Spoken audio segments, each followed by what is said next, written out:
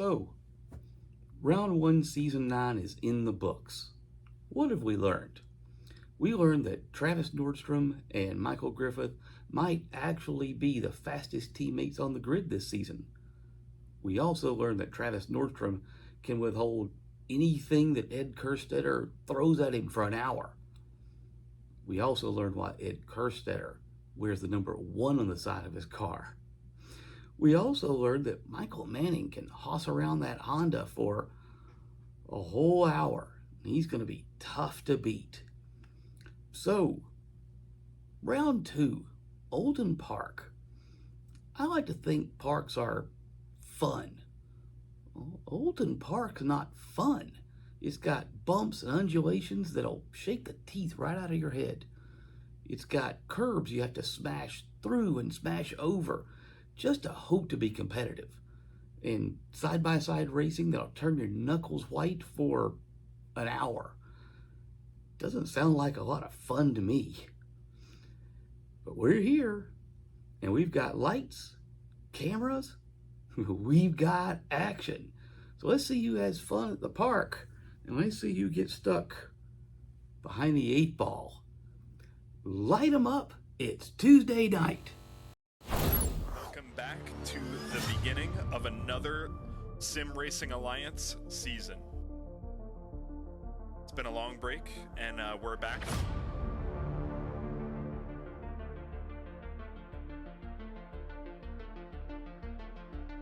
But it's been quite a long break, and I think you, me, and everybody involved with tonight's action is super excited to get going. So they got a straight fight the rest of the night. He's going to have to make a move.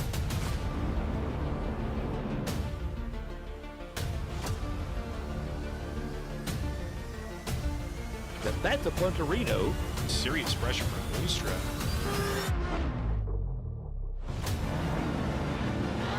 Trying to switch on the inside. Sweeney goes on the inside for the defense. Oh my goodness, right in between. He's going to dive to the inside of both of them. They're going to go 3 wide corner.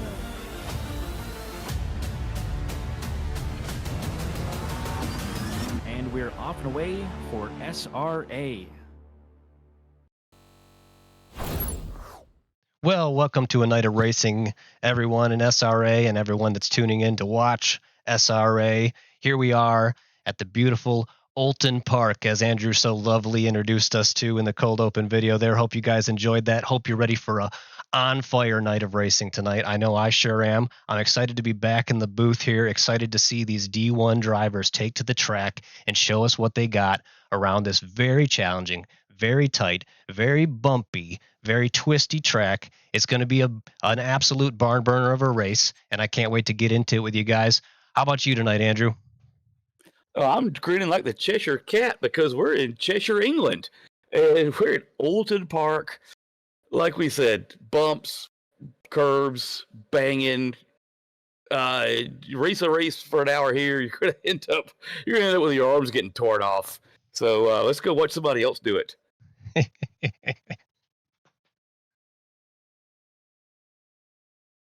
What are you seeing out there, Josh? I really don't know, man. Not like you guys have pointed out. It's cars bouncing left, bouncing right. It's a lot of action. It's been a hoot to learn, and like you said, let's watch someone else do it for a night and see what D1 can bring to us after a surprising extra week of practice this early in the season. That's right. That's right. If you can't laugh at yourself, laugh at somebody else. There we go. And hopefully we'll have some laughs tonight, but hopefully we'll also see some darn good racing.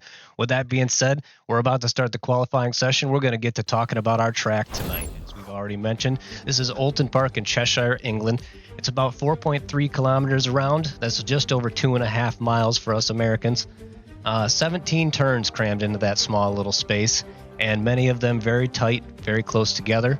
And as we talked about, extremely bumpy, this track. It's one of the practice sessions I was talking on the chat, and I said, how do you know you're on the racing line? Because the car's bouncing all over the place. You know you're in the right spot of the track.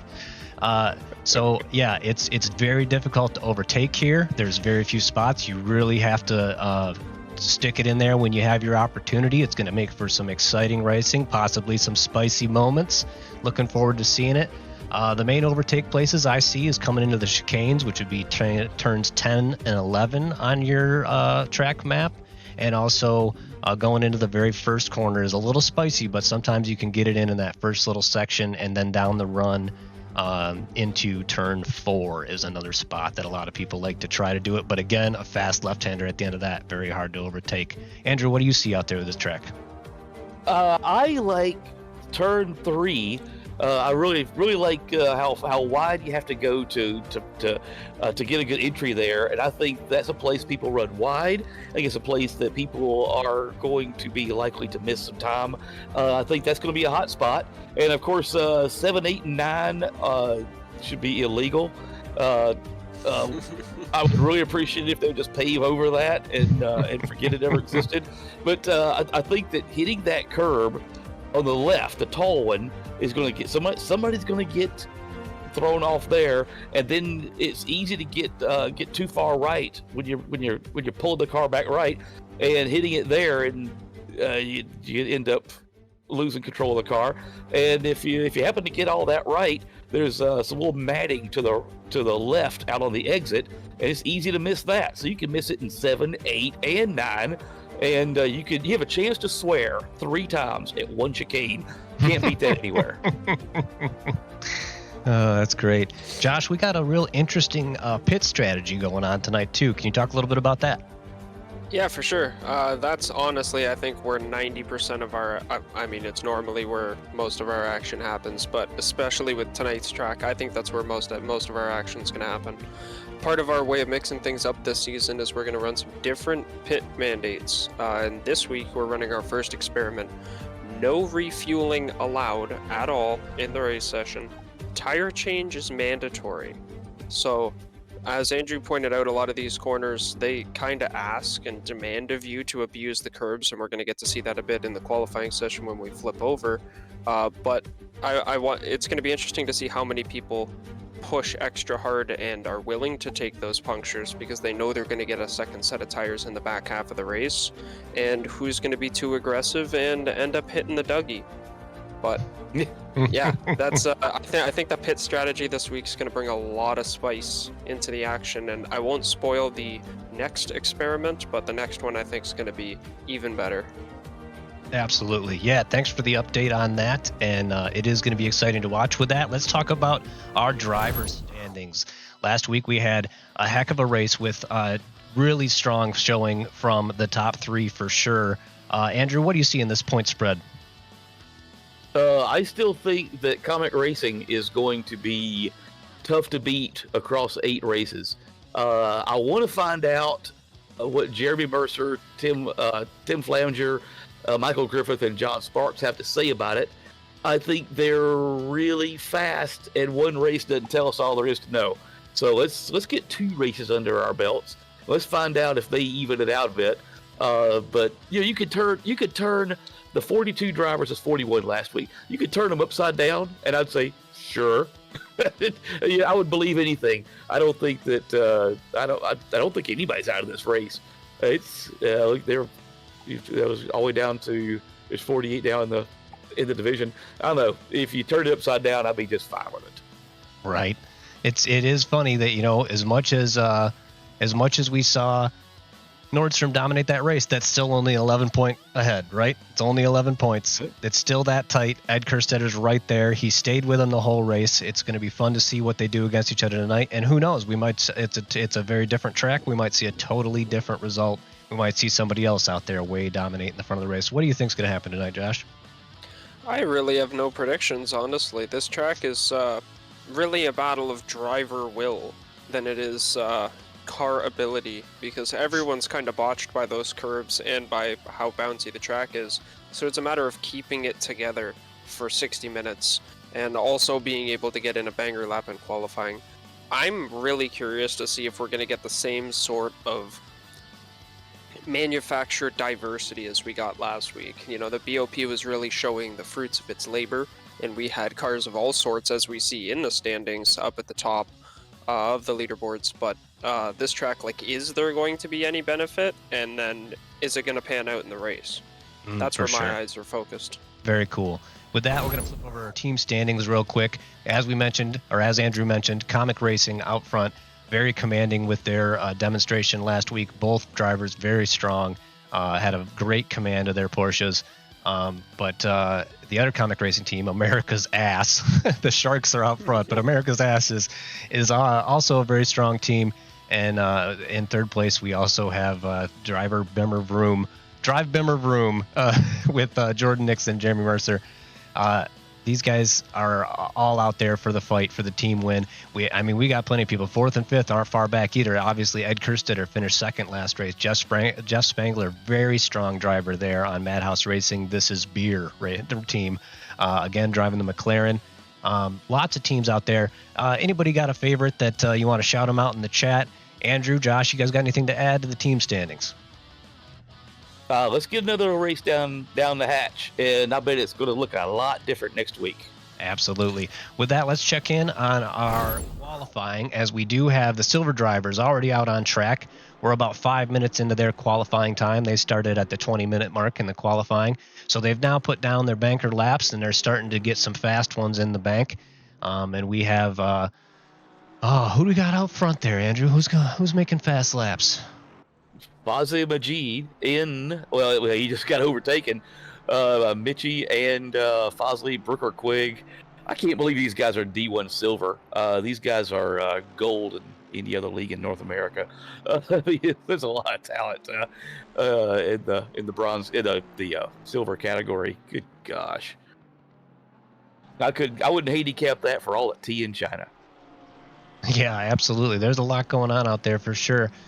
Speaking of Fazli Majid, he is about 4/10. Wow, he's making time like crazy. About 4/10 up on the previous lap. So, making even more inroads. He might jump back to that pole position if he keeps this up. He's doing a great job throwing the car around the track. Josh, what are you monitoring out there? Just kind of keeping an eye all around, like I was saying, looking at the diversity, and it seems like we've got a good mix of cars up at the front. The Porsche's still looking to make an attack. We got a few of them up quite a bit on their deltas right now, but we've got a representative from almost every manufacturer up in the top 10. Check the Lamborghini. The Lamborghini is now on provisional pole. That Lamborghini is carrying an extra 30 kilos in the passenger seat. And he's got it on provisional pole right now. Wow. Majid finishing up. Fazli's about to jump him. Yeah, he's finishing his lap now. He's almost a half second up on his previous lap. Sure enough, slides it into pole position with a commanding lap, a 1:32.7. Wow, that's quick. I'd drive fast too if I had 30 kilos of coke in the passenger seat. I bet you would. Keep in mind, folks, this is the silver drivers still on the track, and we're already seeing a 1:32.7. We're yet to see the gold drivers take the track, and they will probably, most likely, go even faster, which is sometimes, it's hard for me to do. I've never done under a 1:33 on this track, so I don't know what the heck kind of the territory that looks like, but it's pretty amazing to see these guys going out there and set it in the silver division, not even their final hot lap, and they're already in the 1:32s. Let's just think, this is qualifying. These guys are light on fuel and got fresh tires, but the record race lap here in the British GT, which is who we're simulating tonight, is a 1:33.847, and that's the fastest time on four wheels that has ever been driven at this layout of this course. And these guys are blistering past that. We haven't even got to the fast guys yet. So tonight's forecast calls for speed. Speed and more speed. Absolutely. Yeah.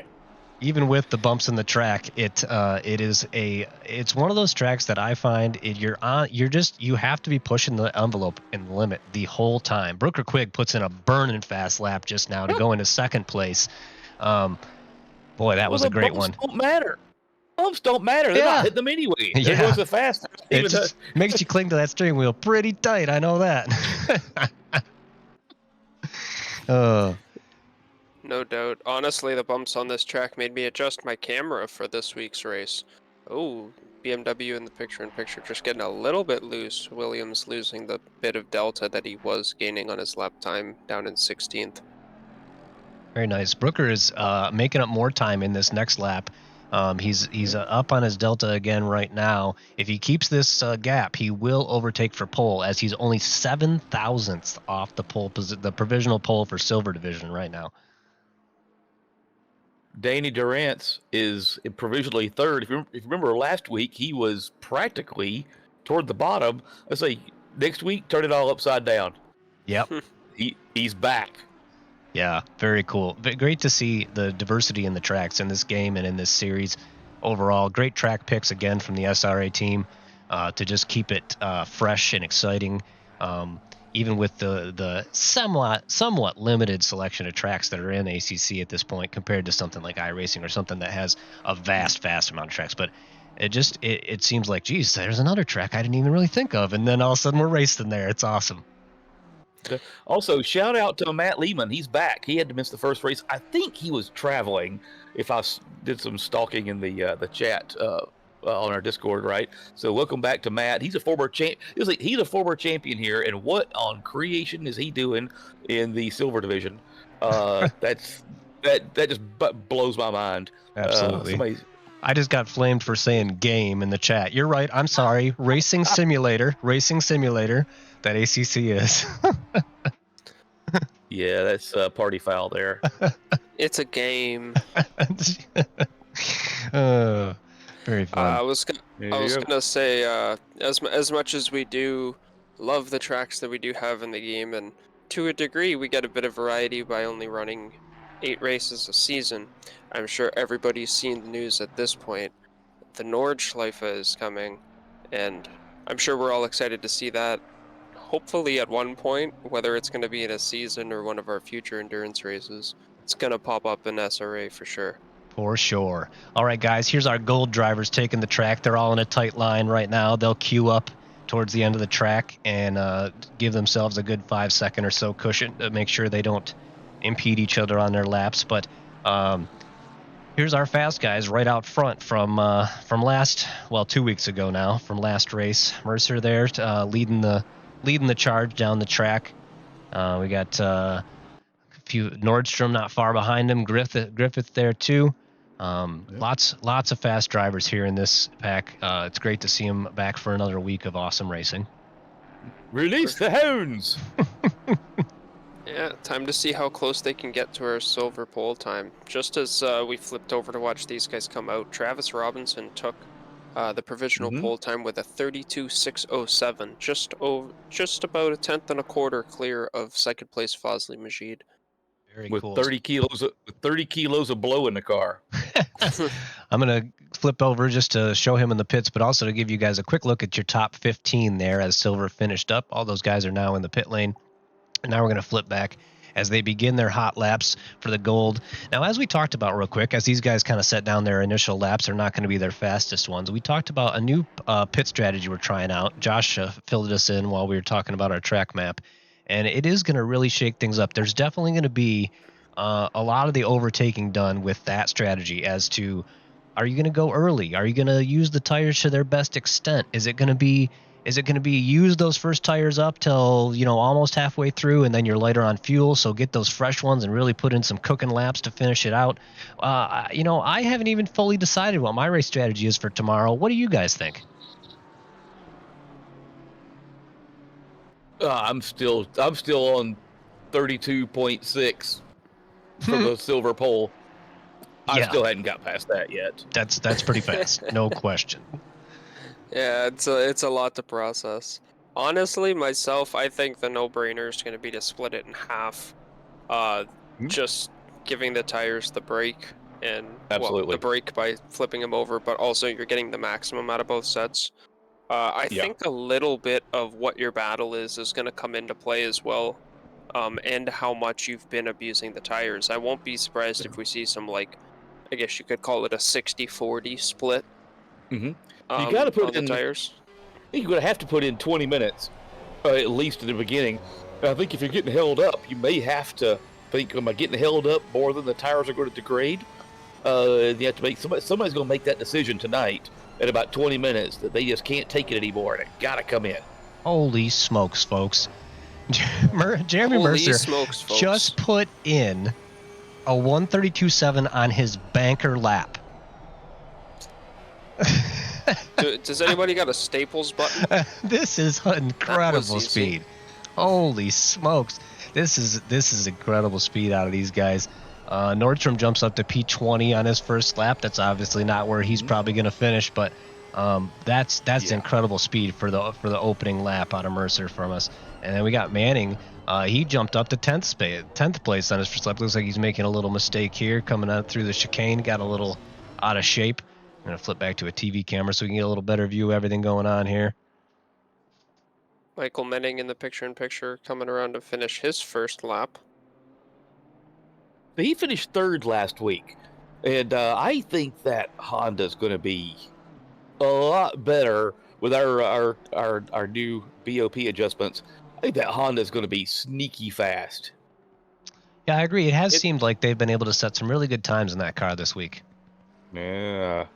It's certainly not a bad piece of machinery, and the BOP is helping it be more competitive. So I know, or I believe at least, people say it's not the easiest thing to drive or to wring the lap time out of, but it's definitely capable, as we're seeing. Very much.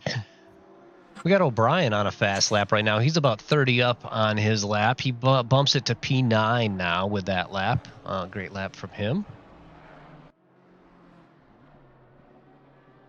We've also got Nate Specht in the picture-in-picture, up 3/4 of a second and climbing, coming in towards the last corner. He's got a conglomerate teammate in front of him. Let's see if he's going to hold him up or give him the space. Misses the apex a little bit in the last corner, which is deadly for your lap time. I got questions about Nate. He gets way faster every season. I think he needs. I'm not saying that he's he's on any performance enhancing situations or anything, but he noticeably gets way faster every season. Well, that's a good thing, right? We're all here to improve his drivers, right?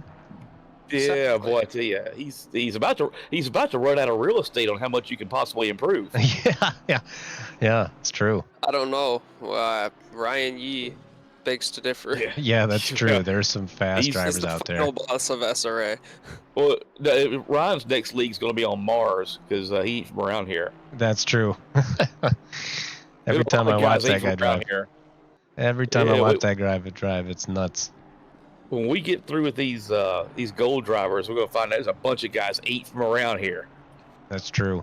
Mr. Sir coming in with a fast lap right now. Let's see where he places. Sure enough, he bumps it to the pole position with a 132.5. Oh, wow. That's incredible. Yowzers. That's fast, man. Just half a tenth clear of Travis Robinson's silver pole time, but that's still fast. Super fast. Both of them. Super fast. All of these drivers. I got guys in Division 3 talking about doing 132.8. I'm like, oh my gosh, I'm in the wrong division.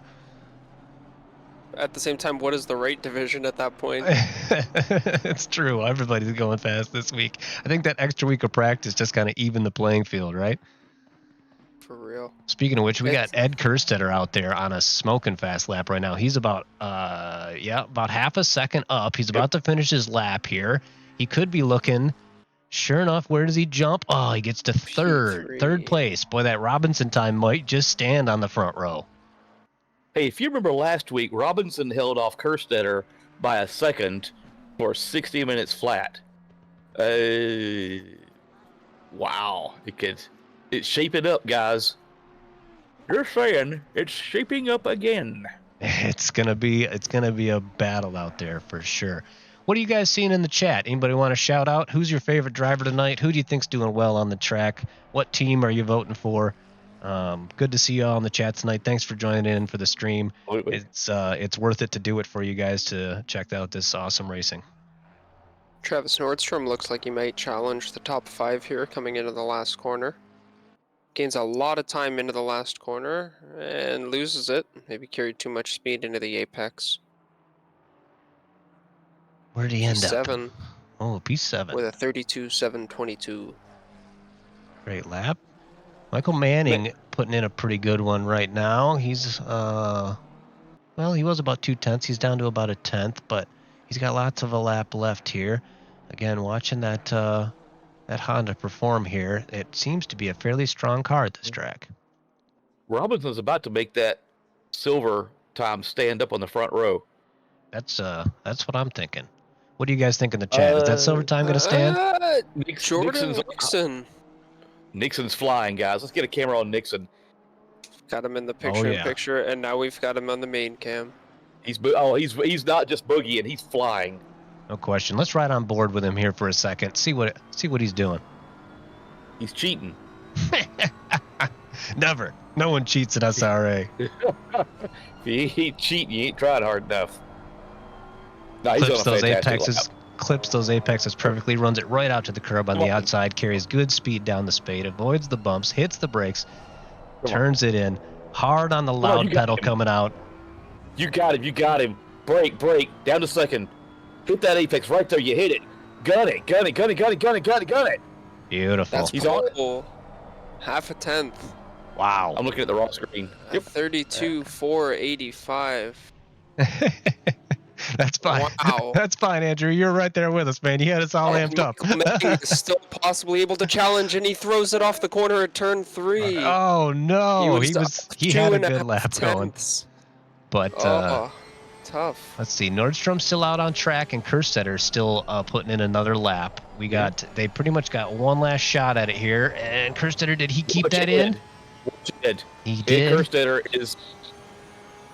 Watch Ed Kerstetter. Yeah, he's possibly challenging for the pole here because he's up about 2/10 right now if he keeps the speed up. Ed Kerstetter is there. It is. He's on pace for pole. He's got it. 2/10 up. Oh, second place. Oh, by 7 thousandths of a second. Holy cow. Incredibly close racing at the front. Oh my goodness. Duran at the back of the field in your picture-in-picture trying to make a late charge for the front of the field, up 6/10 on his last qualifying lap here. He's 1 second off of pole position. Yeah, Bring we got him a up couple to a pretty good spot. We got a couple people making late lunges for one last hot lap. We got Jeremy Mercer still out there finishing his lap right now. He equaled about the same time. He maybe gained a few thousandths on his lap there. Nordstrom still bringing a lap home. It's going to make a good charge. 5th place. Yeah. 32.5 in the dying seconds. Very nice. Looks like Codromo's making a charge for it. Oh, did we lose him? Where'd he go? We've also looks like he made a mistake and elected to come into the pits. He decided it wasn't for him tonight. So there it is, folks. Looks like our qualifying is in the books. Turn off the picture-in-picture feed for a second here. You can see your top 20 there. And Patrick Russ sneaked onto the second row. Now we are in time for the race, everyone. We're going to check out what we can here on the field and check out some of these awesome looking paint jobs that everybody's put together for this season. Let's count down our grid here. Who's counting it for me? Not it. I screwed it up last week. Who we got on pole? Nixon? Absolutely. All right. Somebody read it off for me. I can't do both. I got you covered here. We've got Jordan Nixon, provisional pole sitter, front row shared with Ed Kerstetter. As we roll on through, we've got Mr. Sir Patrick Rust, row 2, Dominic Duran, Travis Robinson, row 3, Mercer O'Brien, row 4, Manning and Wilson, row 5. Row 6, Nordstrom, Majid, Quigg and Durant, Flamger, Barrera, Spangler, and Cran. Rounding out row 10 is going to be Dan Good and Mitchie, Nate Speck, Coadromo, Matt Lehman, starting 23rd. Schwartz, 24th. Next row is Michael Griffith, surprisingly, at 25th. He's coming through the field. Joe Alcemedo rode you over. Carpenter, Salazar Vasquez, Defiant Crown, Riley Velez, Ryder Louis, excuse me, Simmons Williams in 39th place.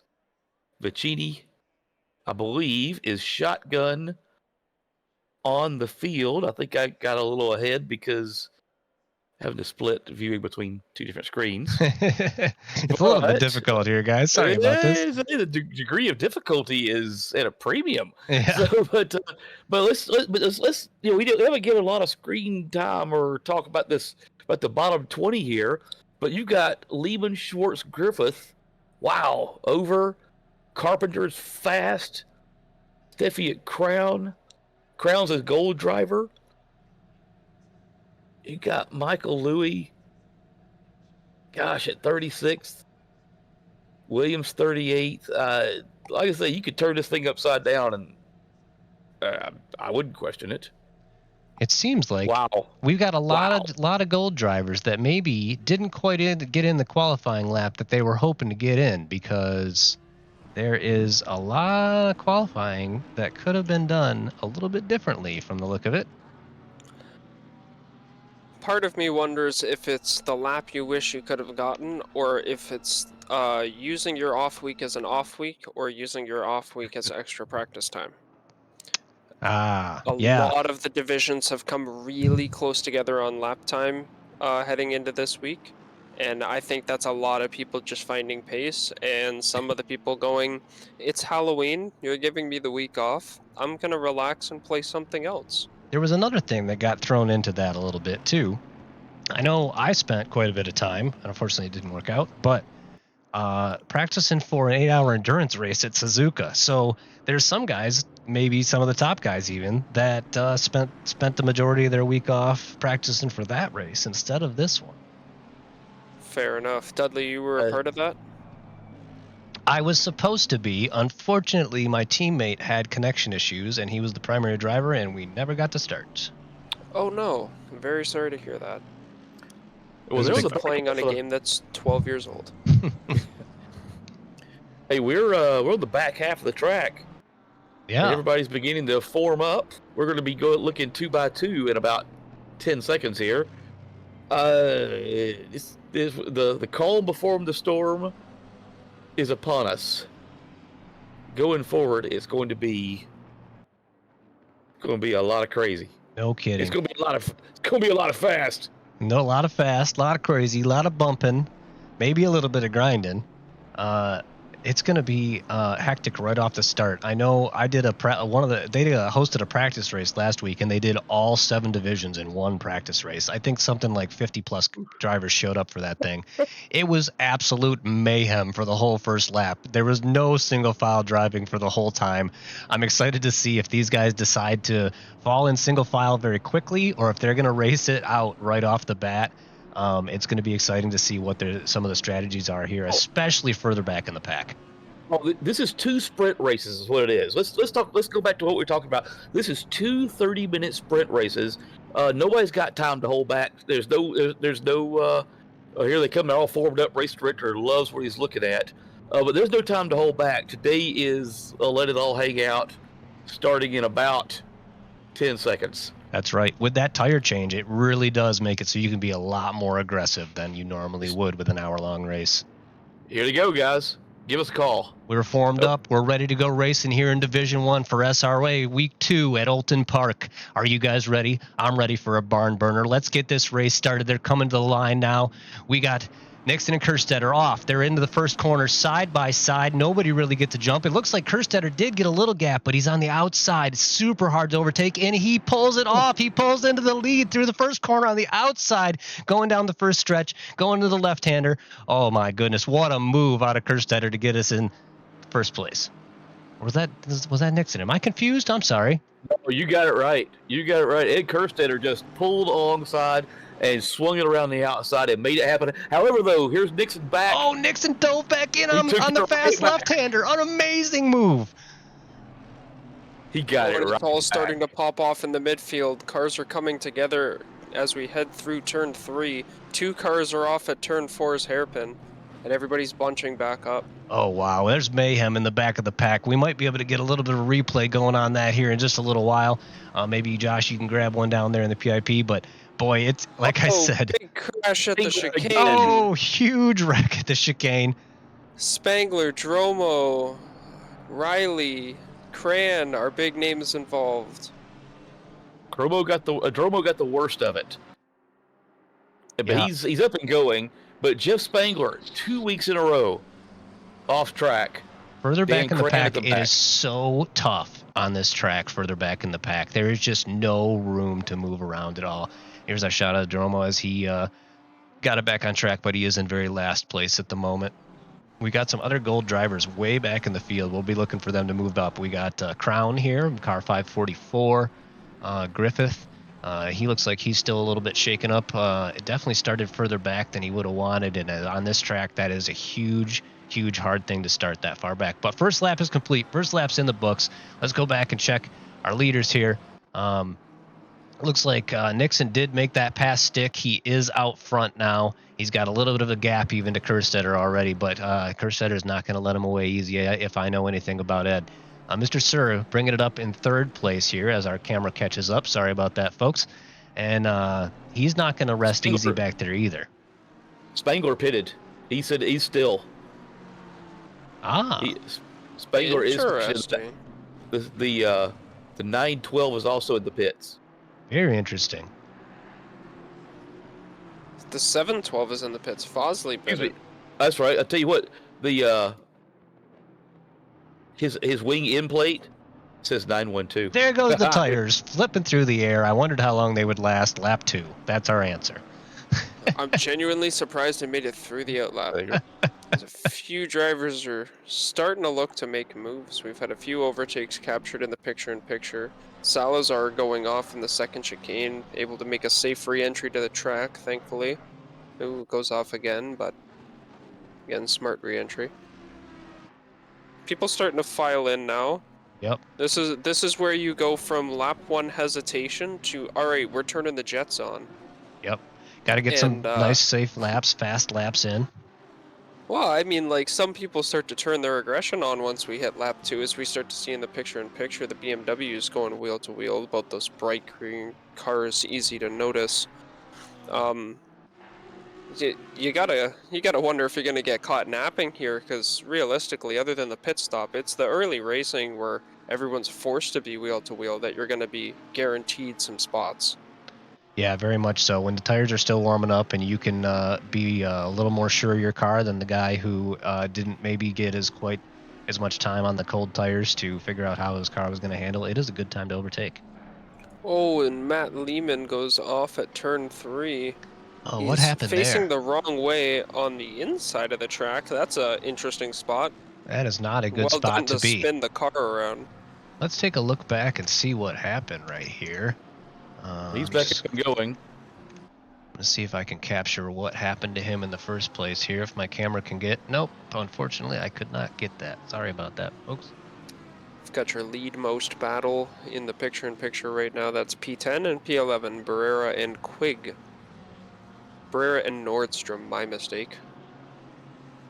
Yeah, we got this huge line behind him because Quigg's about 2 seconds back from there, but then behind Quigg, we got quite a line here going of cars as we just kind of move down the picture.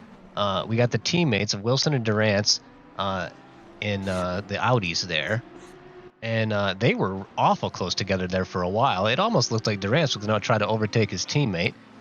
And further back, we got run over and Sprecht, Flamager. It's all close racing right here in the middle of the pack. Ooh. Louis looks up, or Simmons looks up the inside of Ryder at turn 1 and says, thinks better of it. That's a gaggle of cars right there battling for 23rd. Simmons in the 328 is holding off Ryder, but they are literally arguing over that real estate. Yeah, like I said, people starting to turn their aggression on. Oh boy, he's thinking about to the it. outside here at the hairpin. Porsche gonna cover it off well.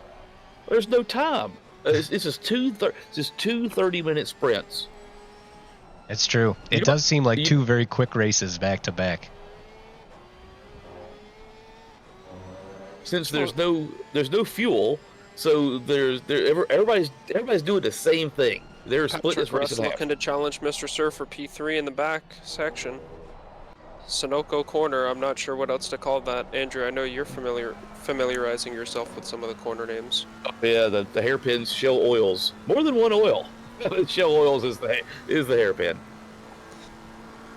But not really the safest place to look for a move there. But well, you're so loaded up, and plus, when you go into Shell Oils, there's a bump there that actually turns the car back to the right for you, and so there's just no way to go too wide through there and expect anything good's going to happen. Looks like Fazli Majid is in the chat. Yep. Fortunately, good to have you with us in the chat, man. But if you're in the chat and in the race, one of those two things isn't good. Yeah. One of those doesn't add up. One of these things doesn't belong here. Boy, there is close racing in many, many spots on this racetrack. Apologies if we're missing any of the close racing going on, because it's just so hard to see where the really close battles are and be right on top of them. We don't have a dedicated camera crew monitoring 7 different shots. It's just us here in the booth doing the best we can. Yeah, when do we get the truck? We need a truck, that's for sure. Thanks for staying with us here on the stream tonight, guys. On a truck. Yeah, can we get a truck? Ed Kerstetter is still just biding his time behind Nixon. It almost looks like he's kind of just taking it easy there, not being too aggressive. I would say saving the tires, but you don't necessarily need to do that in this race. On the other hand, these two are still setting extremely fast laps right now. With full fuel, they're both running in the high to mid 133s right now. That's unbelievably fast. I mean, that's just really quick racing with a full tank of fuel. So I just imagine these guys are going to get faster and faster, especially when they take those fresh tires later on in the race. Well, this looks like what Kerstetter did last week. He just shadowed Nordstrom the whole race, and then got a shot at him at the end, and he missed. But he was like Richard Petty says, all you can ever hope for is to be in position to win a race at the end, and this is why he wears number 1 on the side of his car, because he's in position to win. And I don't think that's going to change. That's a good point. Sorry for the technical issues on the picture-in-picture. My game just crashed on me. Well, we'll get that out of the way for a moment. My simulator experience crashed on me, not game. Yeah, sorry, don't call it a game. That's right. The millennials in the chat down there. But yeah, we'll be back momentarily. Yeah, sorry to see the result there, Fazli. It's good to have you with us in the chat. Glad you came and joined us, at least for this part of the race. Sorry that you're not out there on the track anymore. That's a bummer. I think we were establishing that it's not a game. It's not even a sim. It's a way of life. Exactly. Thank you, Ian, for pointing that out. It's just you're either a sim racer or you're not. Nobody says, yeah, I do it sometimes. No, you don't. It can definitely become a dominant factor. I had to tell somebody last Saturday night, I would come to that concert with you, but I'm doing an 8-hour endurance race. And they were like, you're doing what? So, like, there's this league with these people that I met on the internet. And they're like, we're going to hang out. They're like, stop talking right there. Don't forget about it. You're uninvited. It's better. It's not a game. It's not a sim. It's a marriage killer. No. Oh yeah. We got some close racing here still in the middle of the pack, 14th through 18th. We got quite a gaggle of cars. Flamger here is right on the back of Nate Sprecht, and he has been looking for a way around that Mercedes. I have found the Mercedes to be extremely proficient at this track. It just soaks up the bumps, and there are so many curbs and things you got to kind of push through and over on this track, as you put it there in your cold open, Andrew. The Mercedes is just built for that. Well, that car is. Oh, except for that one. It's Oh, right my. there. That was not a good one. He gets a jump on him. Oh my goodness, tight racing. He's into the grass now as well. Oh, to say that Flamshire got a jump on him is an understatement. Jeez, just think about what it's like to be in that car now. He's just having he didn't know steering wheel's just tearing his arms off. Yeah, I think he's probably got to go change his pants if he goes to the pit stop. He's got 30 seconds to go get a fresh pair. That's a code brown.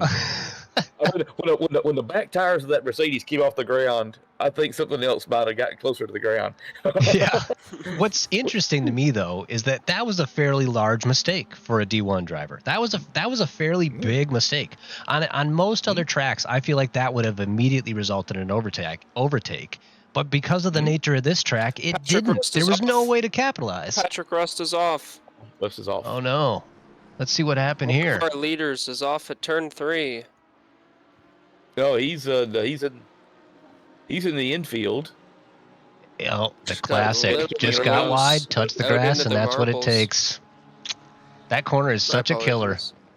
Sometimes it's Sorry just, for the interruption there, boys. That No, was that just was- kind of a big moment from one of our top 5. no, that was great. I Yeah. appreciate you jumping in. When you see yellow flag, that's what we need to catch. So great job. Pip just is turned- also back online. Beautiful. I'll fire Nice. that back up for Oh, you. now Patrick's getting Right, involved with a few other cars. Ryder was off for a moment, but yeah, Russ turned P5 into P21 in about 8 seconds, and it could happen to anybody. That's what this track can do for you. Even on the corners that seem fairly innocent, flat out fast parts of the track, it just a millimeter wide, and it's very bad. Good for Some, look at Fosley. That corner helped him speed run the race. He finished a 60-minute race in like 3 minutes. Yeah. Our leaders are side by side. Great one. That was good. Holy cow. Leaders are side by Sorry. side. I as I was saying that, I looked up and I saw the delta was 0.0 as they were coming into turn 1. Yeah, no question. Kerstetter is My right on the mistake. back of him again. He has decided to push. I think some wise person once said, "This park's not fun." Some guy standing at a pool table. It's not fun. Let's ride with Kerstetter himself. Oh, he got a good run out of the chicane. Is he going to try it into the next chicane? He sure is. He's alongside of him down the short straight. He's going to brake hard at the mark. Is he going to brake late? Oh my gosh, he goes even later. Are they going to keep it apart? He goes wide. They're right side by side. Oh my gosh, what awesome racing we're seeing out of these two. And he does Nixon stick gets it. a little bit loose, and that's going to let Kerstetter through. Wow, What move! a move. Both drivers. Chess Did I tell you what master. that is? Check out Mr. Sir. Just said, "Go ahead, guys. Y'all fight it out. I'm just going to come a little bit closer." Yeah, he's like, I'll hang in the background here. I'll be waiting to collect the scraps if there are any. That Lego sponsored Aston Martin just said, "Lego my ego." He sure has said that to Robinson behind him. Robinson with that great qualifying time, a silver driver hanging out in 4th place right behind our top 3. To answer your question, Foz, that was Pat at the chicane there. Patrick Rust getting loose again on that inside curb that we were talking about earlier on tonight, and just getting stopped up, thankfully, out of the way of the oncoming cars. But definitely not having the best of race. There's some serious contenders that have found their way toward the back of the pack tonight. Yeah, This place is not kind. I think it definitely seemed like some of the gold drivers, and it's easy to do. You get out there, you get excited, you're pushing your qualifying lap, and you end up not putting in a good competitive lap because you were just so amped up and you made a small mistake, and next thing you know, you're starting way back. And this is one of those tracks that it punishes you big time for starting further back in the pack. It certainly does. Chris I think Josh Steffi now off at turn 3, making the same mistake, but stopping it up before the corner in the sand. I think Josh had it right when he said we was talking about qualifying. Is this the lap you can do, or the lap you did, the lap you wanted to do, and the one you got stuck with? Because you can't just turn it on this track every Well, lap. you either have it or you don't. Oh! Who's just the 96 is off. Yep, Steffiak, he put it off a while ago. I caught the replay here. I see. Got it. I watched the replay. It's too much to watch. Yeah, there's so much going on. Meanwhile, Lincoln just got shot at the theater. Yeah, okay, that happened a while ago too. Carpenter alongside Griffith here, making a challenge into the corner. Oh my gosh, they are so close. You could put a piece of paper between those cars and it would stay. And in the background, Williams and Louis doing the exact same thing. But after Williams makes the overtake, elects to jump into the pits. Yeah, that was interesting. Very interesting choice. I wonder if it was to ensure that he was going to get on the right-hand side of the track. I don't know about you guys, but I have had that happen to me before, where I could feel the tires getting away. I believe it was at Brands Hatch. I could feel the tires getting away from me. I told myself, I need to get into the pits so that I could let them breathe, cool down a little bit, get my pit stop out of the way. And I had someone move to overtake me on the right-hand side in the last corner, so I couldn't get into the pits. I ended up making a mistake and crashing on the next lap. Oh, yeah. Yeah, well, But I wonder if he was trying to avoid something like that, where you just kind of you're just kind of SOL. There's nothing you can do. As you say that, it seems like Griffith might be having a little bit of overheated tire moment himself. He's lost 2 positions in the last half a lap. And he's got a third one bearing down on him right now with Louis close on his tail coming into this chicane. Well, Williams is off and running, but now he's got to go 42 and almost 43 minutes now on that set of tires. He might be looking good now, but he may not be having a lot of fun in about half an hour. Yeah.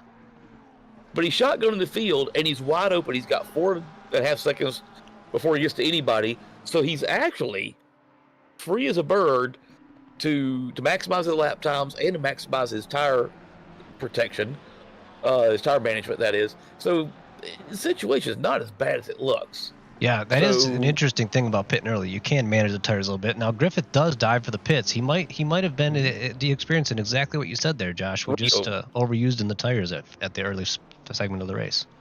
We got a crowd. We got 3 coming in. Griffith spect. Yeah, we got tons of people in the pits. Mercer's in. Yeah, Mercer's in as well. Looks like he's got a little damage on the tail of the car. I wonder, just maybe getting a little too close to somebody. Or letting somebody a little too close to him, I should say. Back up at the front, Kerstetter has stretched that lead to about 1.2 seconds. I think Mercer might have stepped on a Lego.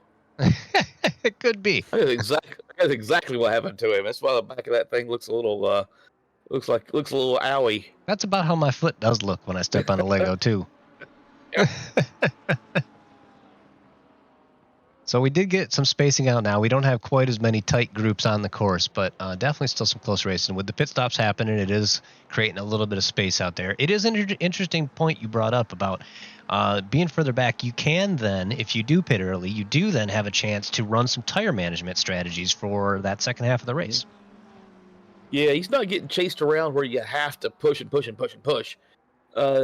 You can run your own race. It's if you think about it at this point, if you've come in now this early, you're now looking for an elapsed time. You're not battling another person in direct combat. You're now running an elapsed race, and that may pay off for some of these guys that have worked their way toward the back. Dom Duran is off at turn 3. Oh no, that corner continues to claim people. Let's see if we can watch what happened again here. Sure enough, I bet it's the same thing. Dove it in, but it just got a little loose, and he's wide and into the grass. It's the same replay, it seems like, right? It almost seems like everyone's, like you said, going off the same way, catching the car the same way. Yep. He was able to rejoin fairly safely there, and he's back holding on here now in 11th place. Yep.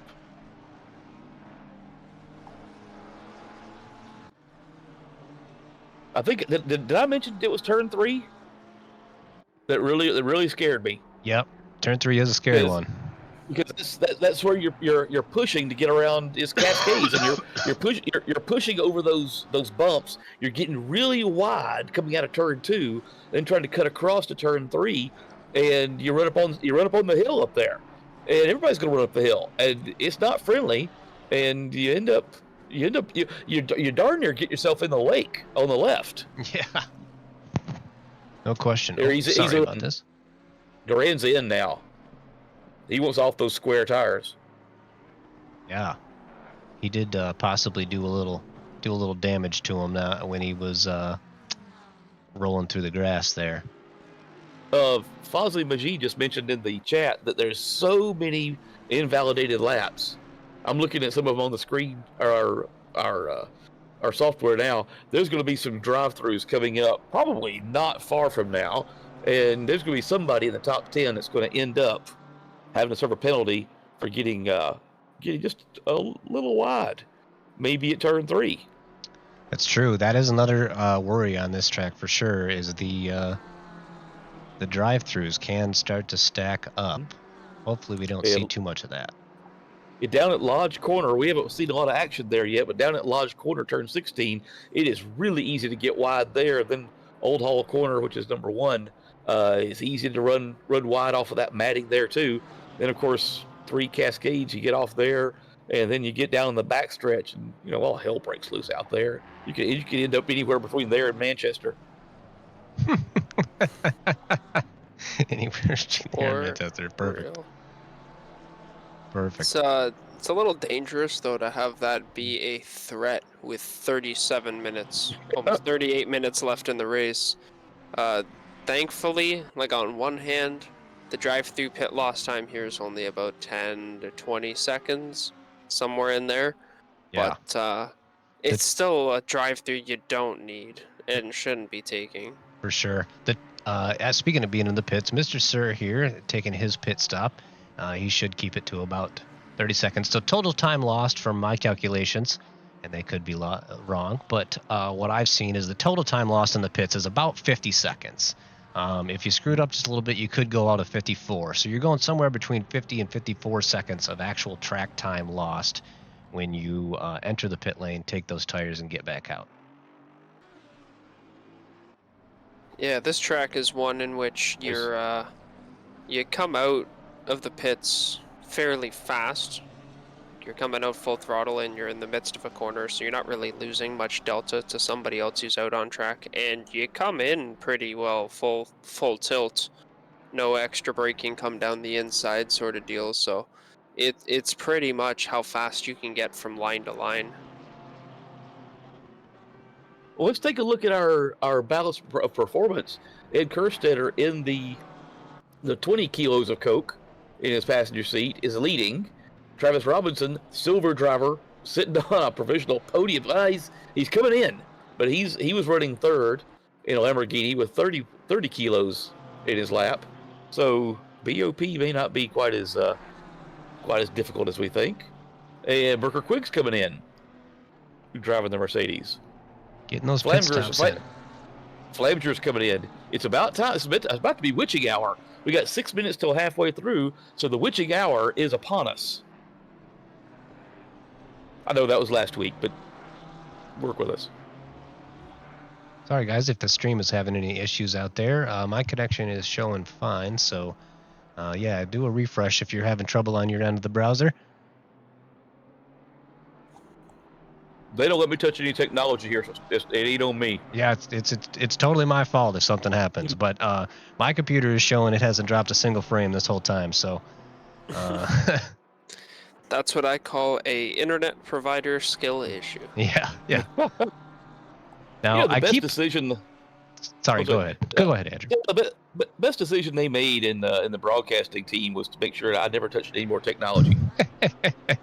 Well, we might have to change that coming up this season, but I keep focused on this battle. I know it's for the last 3 spots on the track, but man, these guys are fighting neck and neck, lap after lap after lap. Williams just all over the back of Griffith, and I keep thinking, man, these guys are gonna make contact, but they don't. They just get so close together. That is one of the things that sets D1 to me apart, is how close these guys can race lap after lap and not make contact with each other. It definitely shows why they're in the top echelon of this league. More people piling into the pits. Wilson, Michi over Schwartz, Durant's, Duke Carpenton, and Samato's gonna follow. For those scoring at home, Nate Speck just set the fastest lap of the race at a 33.305. Whoa, Yeah. buddy, this is race trim. Yeah. Still fairly full Relax. fuel at this point. We haven't even hit the halfway point of the race, so we're still carrying at bare minimum, you're carrying 55 liters of fuel. It's like Everybody's coming in. Here they come. piling into the pits halfway through the race. This is about when we expected it. I think Nate has had too much of the Austrian energy drink. What we is can't say the name because they don't sponsor us here. What is the Austrian energy drink? Can't say it. I can't say. All right, that's fine. We do have a yellow flag here. Looks like something happened with Simmons. Let's see if we can go back and catch what happened here. It seems like it's on the same part of the track. Shocking. Look at that. Yeah, he catches the curb on the inside and just couldn't turn it in. He got way out there. A little bit different than the last replays we've seen. A little rally car Porsche. Look out. Oh, my goodness. I thought he was coming on the track. You know, during race weekends, there's actually a playground down there, so look out for the kids. Yeah. It's for the kids. Dangerous place to put a playground. Whose idea was that? Oh, little bump from Williams in the hairpin. Oh, and Griffith goes off as he tries to get the power back on in the hairpin. Oh, yeah, that battle has been something else. Let's go back and watch the replay of that full screen. These guys have been so... Look at how close they are coming through that left-hander. That is incredible. Oh, Dan sure Cran's enough, he off. does. He just kisses the back end, and then he touches him on the inside. And that, like I said, I couldn't believe how many laps they were staying that close together. And Griffith, unfortunately, getting the worst out of that situation, but he's back on track now. Bye, Felicia. Indeed. He is not having the best race, not compared to last week especially. That's hard racing. We got Danny Dan Duran with the fastest lap right now, 133.2. He's lapping in that Honda. As we talked about, that car does seem to be very quick on this track, and Danny Duran, as we know, no slouch of a driver behind the wheel.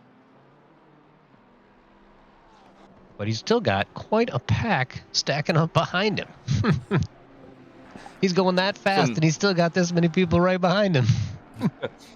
We got talk in the chat about that bit of a punterino there between the BMW and the Porsche, and that so the stewards may want to take a peek at that as the week goes on. No doubt. We'll let them sort that out. We won't make any speculations here in the booth, but all those incidents will be looked at if the offended driver makes a ticket. That is Dom Duran. He is showing out for the ladies at Chili's. He's going to have he's having a 2 for 20 right now. Singles night at Chili's? Was that Cohen talking about that? Why is Loic's mom at Chili's? And he's got the big margarita with the salt still on the rim there, hoping one of the ladies comes by and wants to try. More. Sorry, go ahead. It's so much of stupidity on my side. Don't worry. We got a bunch more people piling the pits. We had Nordstrom pitted, Ryder, a few other people. I missed the names. Sorry about that. Yep. Kerstetter has still opted to stay out. He is not pit, and he's still in the lead of the race. Well, check out this gap. We hadn't been watching this. He's got 8 seconds on the field, but now His closest competitors have pitted. Is the undercut going to work? That's it. That's the question. Well, he's running 33.8. Everybody else down below that has pitted, let's take a look at this. All his real competitors, they're running the same speed. Yeah. But the question is, where's he going to fall to? Is he going to? I think he's going to come in and come out still in front. Yeah. Now Barrera's pitting, so now he's possibly. Yep, Barrera, his next closest is pitting, and Michael Manning behind him is pitting as well. So he'll be out in front by about 30 seconds. Now, again, you lose about 50 seconds when you take your pit stop. So right now, if he pitted, for instance, right now, he would fall all the way to 8th or 9th place, depending on how his pit stop goes. Now, look at Jordan Nixon. He's 55 seconds behind him. So I think Nixon's pitted. So that means if Ed Kerstetter comes in and comes out, he's 5 seconds ahead of Nixon. That's true, yeah. Now, Robinson, I believe, is pitted as well, though. Yep, he's 54 seconds ahead of him. Right, So and that's right in the gap. He could be coming out right on top of him, basically. Now, it looks like he's going to slide right in their DMs, isn't he? Yeah, right in the middle of it. He's going to blow up their Facebook chat. SRA Season 10 powered by Chili's. Cars and food hot on your ass. Jumpy Whale. Thanks for that info, man.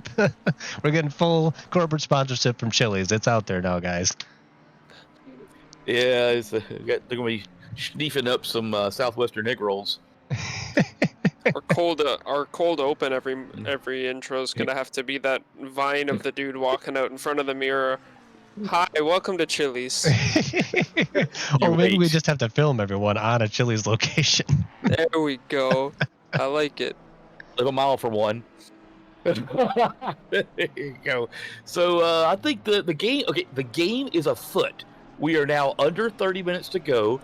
Kerstetter is miles ahead of everybody else who hasn't pitted. So the question is the undercut in effect? Mm-hmm. Is Ed Kerstetter going to come in, come out? Right now, he's still 54 seconds exactly ahead of Robinson. I don't think Carpenter, Louis, Salazar, Vasquez, Riley, 2 through 6. I don't think they've pitted. Robinson, Robinson has. So that's exactly everybody above Robinson, 6th through 2nd place, and first, obviously, as we're talking about, has not. Oh, here we go. Riley does now.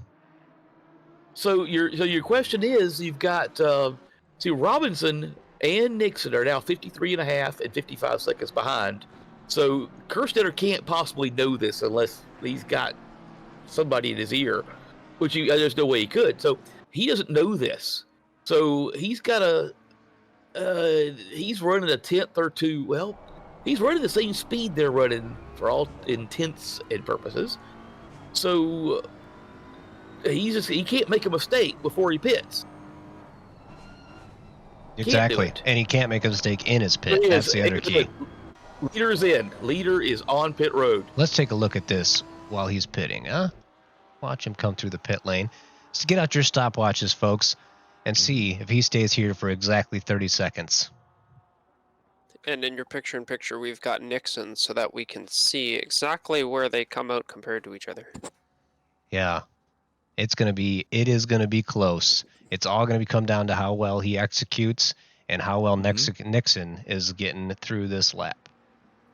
And he's been challenged by Mr. Sir throughout this lap. Yeah, he does have some pressure on him from Mr. Sir, that's for sure. Boy, these pit stops seem so long with the tire change. It seems like he's been there for an eternity. He's down and away now. Travis Robinson just coming through as well. He may pose a threat. Will he clear him? Will he end up in the sandwich? He's coming out. Here he comes. Travis Robinson is right behind him. Wow. So close. 1 second. 1 second. Hey, we called it again, guys. Very good. Folks think we know what we're doing. It's like we know what we're doing in the commentary booth here. Just take it easy. Everything's fine. These guys know these guys race so good that you can predict what they're doing because they know what the heck they're talking about. Yeah, and they absolutely. don't make mistakes. That's right. Boy, that was nice. That was about the tightest pit stop gap I think we've seen. Well, at least from the front pack, and that answers the question that the undercut doesn't look like it's necessarily that effective, but also, it was probably pretty effective for Kerstetter to just stay out there lapping with no traffic in front of him, right? I mean, and let's go. Meanwhile, back at the motel, we talked about Williams in the BMW. And how he did a severe undercut at 43 minutes left in the race. Well, he's now in 24th. He was shotgun in the field, now sitting 24th.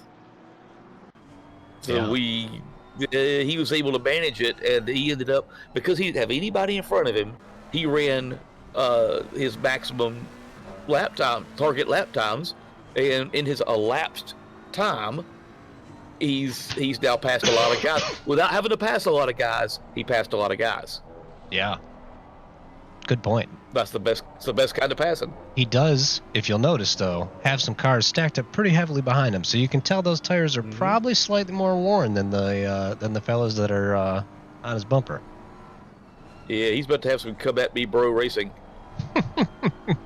That's a team name right there. Somebody write that down. Exactly. Yikes! I'll keep a hairy eyeball on him on my super secret screen.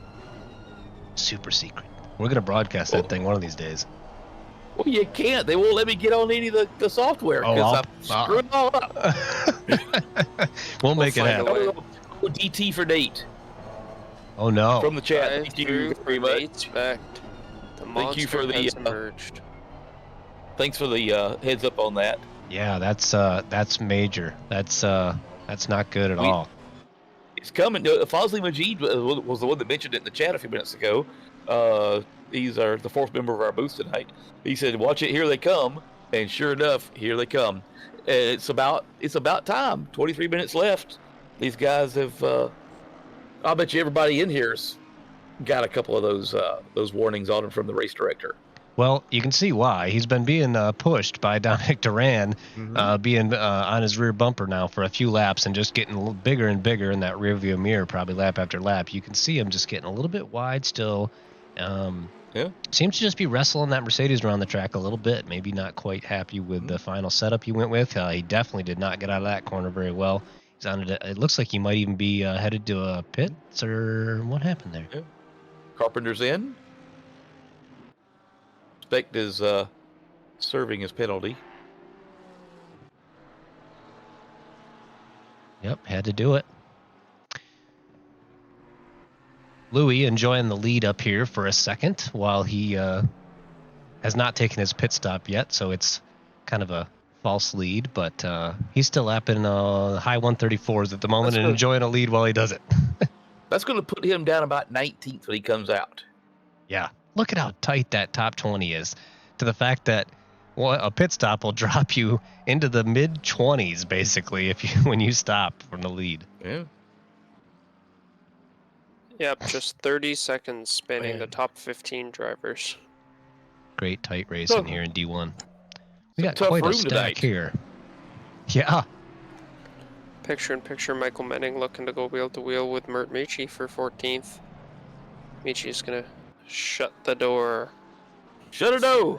Before that chicane. Look at the gaggle we got here with Mercer and Ryder and Dromo and Carpenter and Salazar all mixing it up.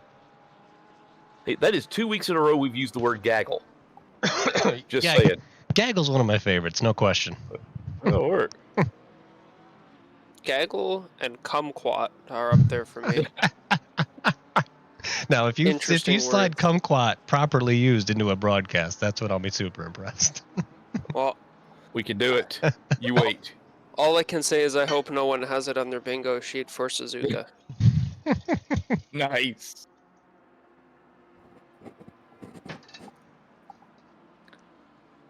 Well, we've got another cold opening ready for Suzuka already, so hopefully you enjoyed the first one, and we've got one filmed up and ready to go for next week as well. Unless there's a major backlash where you say no, don't, just no, no, please, we don't want to see that pasty white guy on the screen again. Well, next week I'm not wearing a shirt. So. Oh my goodness, he spoiled it already, folks. No, there are shirts involved. Trust us, there are shirts. That's very good. Yes, due to popular demand, there are shirts. So meanwhile, back at the motel, it's still a second and 1.7 seconds for our podium, just like we left them. Looks like we had some action for just a second here. I mean, Robinson, silver driver. He's sitting in the silver position on the podium as well. I just don't know if he's going to. Does he have enough to get around Kerstetter? Does anybody have enough to get around Ed Kerstetter? I just don't think that anybody's going to get around him. He might even be managing that gap. But what a tight bunch this is. We mentioned Gomer Wilson running 8th. Hadn't talked about him all night. Barrera running 6th. You know, I guess if you don't get your name mentioned, it means you're being stealthy and not getting any trouble. That's for sure. O'Brien running 7th. You could sneak up from the back.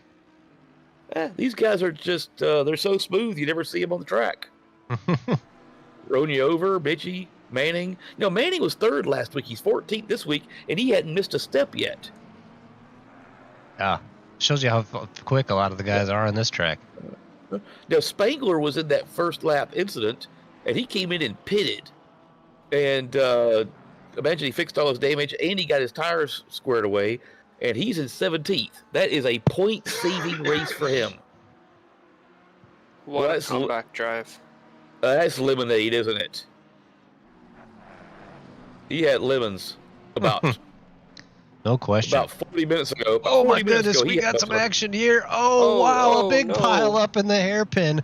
Oh my gosh, that did not look good for anybody. And I've seen Dromo just struggling lap after lap coming in here, and this time he just got it all wrong. Let's take a look at this again. He gets in too hard. From the McLaren. Oh, he slung it in there, didn't he? I don't think he got to the touch. I think he just lost the back end under braking, but I could be wrong. Yeah, we'll have to see a replay of that. We see Chandler Williams there going off. Yeah, we had a little bit of another incident here. Let's see what happened here. Yeah, it looks like he gets tapped and spun around by the McLaren behind him. I was going to say that time we can say he was touched by the McLaren. This time definitely, no question there. Yeah. Lots of action in this gaggle back in the pack. I had to use it again. It says further down, but there's they are racing for position back here pretty hard. Let's see. Looks like Manning got around O'Brien here. Let's see if we can catch that overtake. Yeah. Somebody's gonna get smacked with a kumquat when this thing's over with. Oh my gosh, he got it in. There you go. Yeah, he overtook him there. That's Hey, sorry we missed the action to talk about shirts there, guys. There's a lot to watch. A lot to watch.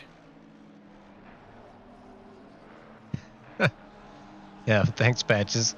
Lit the wrong candle. Oh man, it's been rough.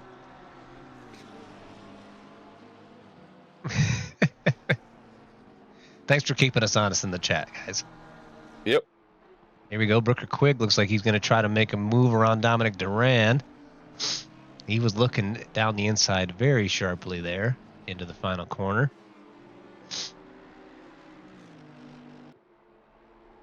But he now drops back after that move. Yeah, there's a lot to watch. We got 5 screens. I've got 5 screens going. I got 3. Yeah. 4 actually, if I count my laptop. Yes, there's a lot to try to watch. 40 guys going crazy over here. We got Pat O'Brien making a run here. He could try something into the hairpin. Let's see if he gets a little bold with this. No, he doesn't get that good of a run to the left-hander, but he does get late on the brakes there and gets a little wide. Let's see if he makes any other runs through the coming chicanes here. Yeah, when you got no one around you, you can deal with going deep there. Somewhat do a little bit of a V or a double apex, but if someone's nearby, you really got to be cautious. Yeah, that's for sure. You got to just kind of toe the racing line at that point.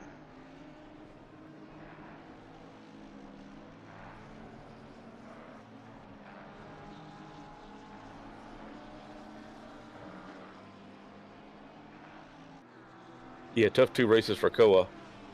Yeah, he's now spun off at turn 3. Yep. Oh man, he went off again. Yep. Yeah.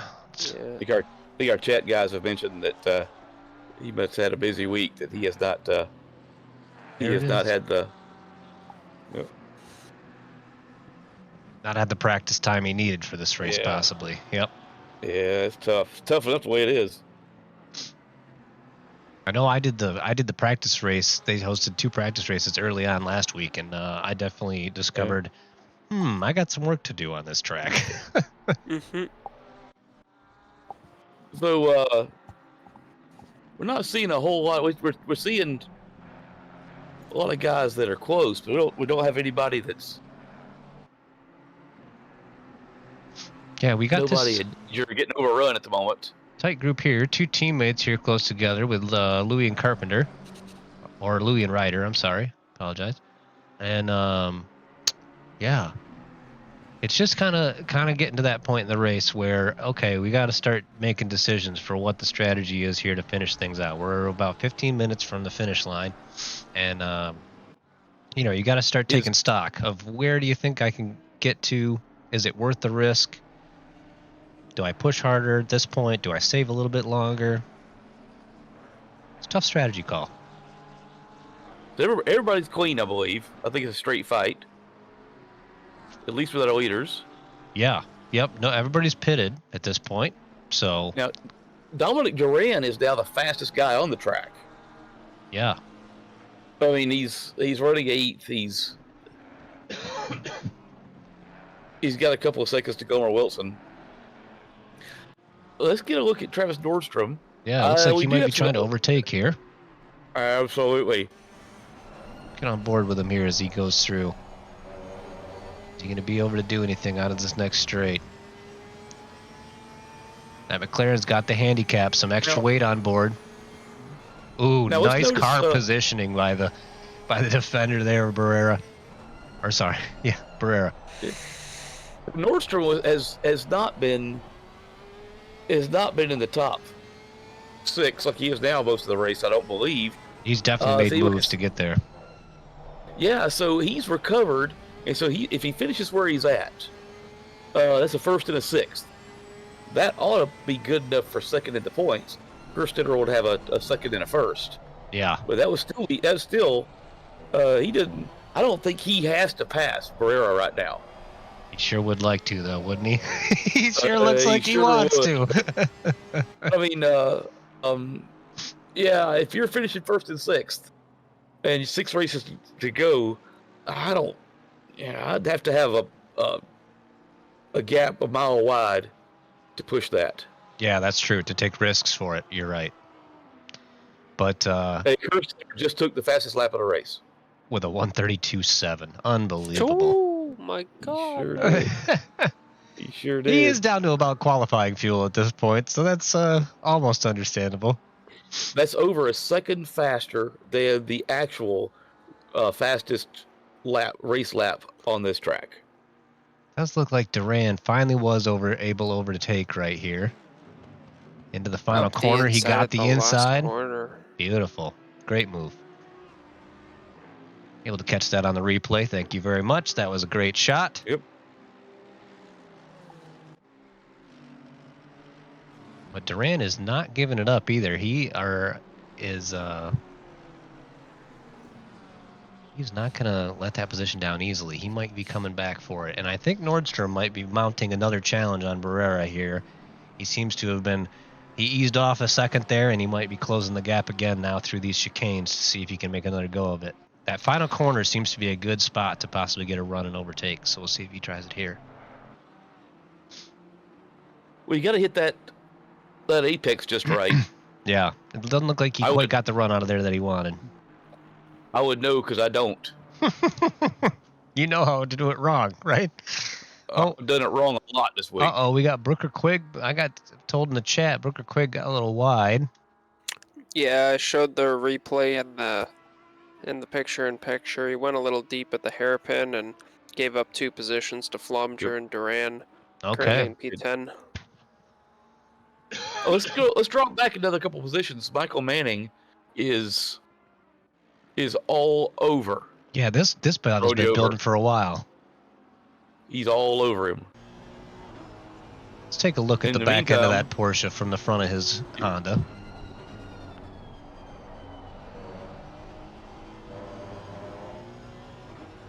He's been closing this gap for most of the last 10 laps of the race. He's been slow. Oh, little mistake there though, and look at how big the gap gets. Let's take a look from 23rd to 26th. That's that Brian Ryder, Louis Carpenter, Vasquez gaggle. Perfect. Beautiful. You couldn't fit a kumquat between all 4 of those. Well, maybe between the back 2. I don't know. There you go. Oh, as we watch, he gets the braking all wrong. Oh, wow. Nice avoidance there. Nice. Nice. I think if you'd ask him if he was okay with just to lose 2 spots out of that, he'd say abso-dang-lutely. Yeah, I think I'm okay with that at this point. Wow, that was unfortunate. It looked like he just got the braking all wrong going through there, or maybe caught a curb or something. Yeah. Boy, that's Well, it looks like Michi and O'Brien here have swapped position. Let's see if we can go back and see the action.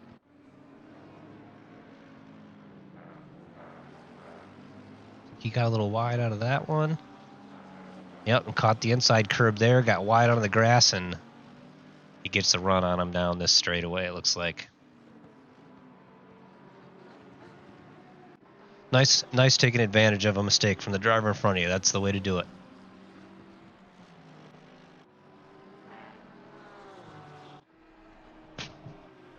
On a track like this, you just got to focus on keeping, well, not just, but you always got to try and keep yourself in a position to capitalize. Because 9 times out of 10, you're getting positions by others making mistakes. Absolutely. This is a track that's definitely, you got to wait for the driver, put pressure on the driver in front of you to hope he just makes a small mistake, and the fact that you can capitalize on it. This is way back in the pack. We got 2 Porsches battling for position. no more drive-throughs at the moment. It's good. We don't want the race decided by that. Absolutely. Out front, we do have Kerstetter has stepped out to a commanding lead at this point. He's 2.5 seconds up on Robinson, who is a silver driver in 2nd place, by the way. Behind that, we have Nixon. Absolutely. Oh, got something? No, everybody's holding serve right now. Yep. A little further back, we got a battle somewhat close for 9th and 10th place with Clemenger and Quigg. Manning is still trying to track down over here, but seems like he might have used up the tires trying to push on him a little bit earlier, and can't really get as close as he was before. Further back, we still have Dan Krantz, Mito, and Vicini? I don't know that I've Vicini, all right. They are some of our closest racers on the track right now. Mito is stacking up behind Good here. I like that name. That's this goes right along with my do right. We should be teammates. Hey. So those 3 are bunched together. Meanwhile, Ed Kerstetter is still, he's 2.5 seconds ahead. Everyone holding serve up front, even though we don't have on the screen at the moment. Ed Barrera has worked his way to 5th. Wow. Yeah. Now he was holding up, Nordstrom was right on his tail before, but now he is very close behind Mr. Sir. Absolutely, he has held that off and stretched it out. Yeah, Mr. Sir just invalidated. I think he went off the track at the 2nd chicane there, and now he has the pressure on. No doubt. Absolutely. If you think about that twin turbo, you can't just rejoin and hit the gas. It's going to have to spool up a little bit. That's going to cost you in a situation just like that. Boy, it's going to get spicy here, folks. Here comes Barrera. That is the spiciest one on the track right now. We do still have back here with Samito and Cran and Good some close racing going on. Let's see if we can catch this here. It looks like he's trying to go around the outside. That's going to be a tough ask in that corner, but he did take away. It might be a chess move going into corner 1 that he took away the exit, so he's not going to have quite as good of a run down the straight, but doesn't seem to be able to capitalize on it. I'm watching the battle for 4th. Barrera is Yep, still we got that in your there. picture here Okay, as well. good. You got that one. Yeah.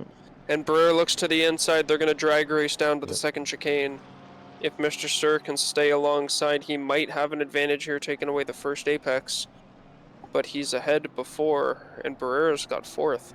Barrera cuts the inside hard there, though. He might not have as good of a run coming out here. And, oh, wait, but no. nowhere to pass. Nowhere to get around. Mr. Sir now has Nordstrom to worry about behind.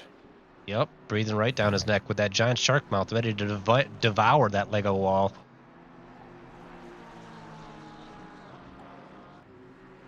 I will not repeat our remarks from last week about the back of that Lego car. I think that was poorly received by everyone involved. I don't recall what you said. What was it? No, just kidding. Oh, Don't say it. oh, it's not coming. I told my wife about it, and she said, "You didn't. Never do it again." I'm going to go back to this battle here for 18th, 19th, 20th. Yeah. These guys are still very, very close together. Could have a pass. Yep, sure enough, we're having a pass here. Looks like. Ooh. And they touch a little bit in the middle of the corner, but everybody seemed to come out of it okay. Ooh. Wow. I don't know how those two cars survived. That was some trick of physics there, because normally cars touch like that in ACC, it's over with. Check out Michael Manning. Yep. Just saw And that. Ronya over. That's been brewing, and we got our cameras off of that one, and they never stopped. Yep, he's been chasing down again. I think he might have backed off and let the tires cool for a second, and now he is right back, glued to the bumper. Let's take a look on board. There's about 2.5 laps left. He's running out of time.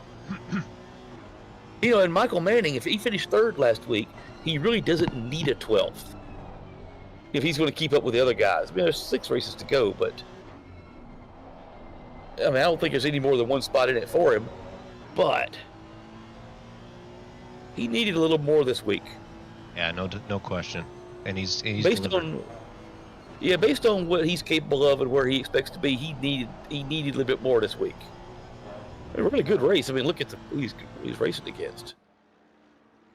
Crying out loud. See if he gets any moves here through this first sector. He gets close there, but I don't know if he's going to get a good run out of the final corner into T1. He's looking on the inside.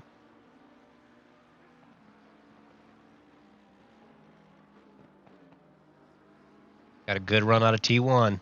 Mm-hmm.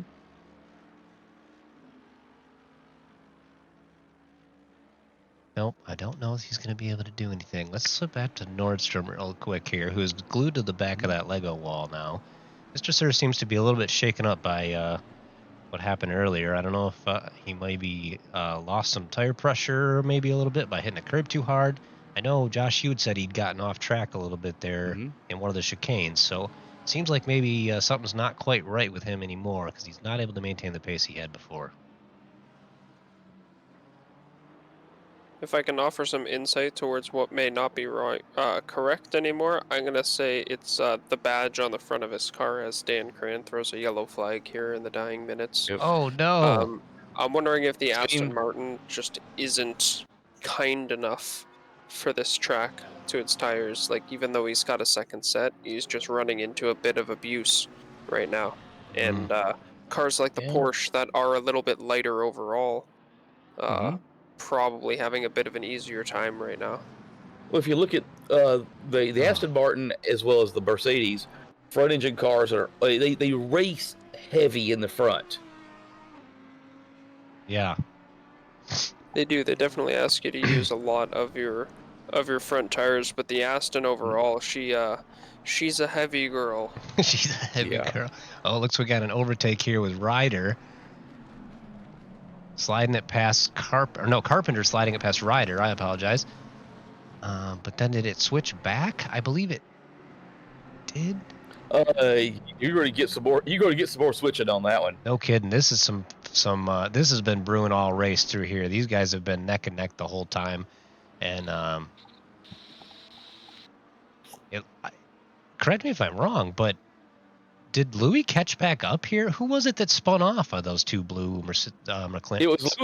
It was Louis that lost 2 positions, and I think he wants them back. Yeah, I was going to say, he came right back into that pack. It's amazing he was able to recover and catch his teammate again here. And it looks like Carpenter is struggling right now. Or sorry, Vasquez's cover is struggling with that Beamer, the green Beamer BMW. And that little battle that they've been doing has allowed our Ryder to slide back out a little bit. Or sorry, Carpenter to slide back out just a little bit. Your leader has finished the race. Ed Kerstetter has officially won race number 2, followed by Travis Robinson. Oh my goodness, and Jordan Nixon. that's great news, but this is not. We've got major No. carnage back in the chicane here. Let's see if we can go back and look at what happened here. We saw that the green BMW was struggling for some grip earlier, and it looks like he might have just got it all wrong exiting that chicane. Wow, what a terrible camera view for that. Sorry about that, folks. He got it wrong out of the second part of the chicane, and a couple of cars collided with him, and they all seem to have gotten back on the track. That is the big one. Yeah, you called it DDR. That the Vasquez was struggling for grip. End of the race, tough. Yeah, is not a lot of grip. Yep. Now, these guys are all gaining a position off of that as they come across the line with Ryder in 22nd, Schwartz bringing it home in 23rd now. And it's fun. It's hard to read the standings because everybody's position changes just as they cross the line because everybody's gaining a position from him spinning out. But looks like these guys are going to finish it without further incident. And that is our race tonight, folks. Thanks for tuning in. Ed Kerstetter, your winner. We'll hopefully get an interview with him. Pretty dominant from the very start, took the lead and ran away with it, even though I guess, no, he got passed back for a little while there. But great race all the way around. Few incidents there. And otherwise, great fun to watch.